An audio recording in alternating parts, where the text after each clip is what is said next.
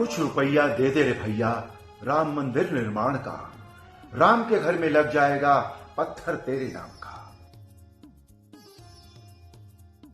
देश और दुनिया में जहां जहां प्रभु श्री राम के भक्त हैं, वो अपनी क्षमता के अनुसार अयोध्या में बन रहे भगवान श्री राम के मंदिर के निर्माण के लिए कुछ न कुछ आर्थिक योगदान अवश्य दें और प्रभु राम के नाम के इस महायज्ञ में अपनी श्रद्धा समर्पित करके पुण्य कमाएं।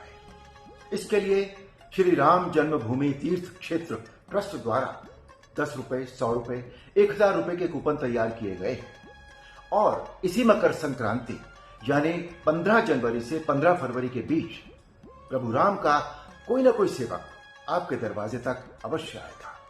अपनी स्वेच्छा से इस पुण्य कार्य के लिए आर्थिक सहयोग अवश्य दें। जय श्री राम।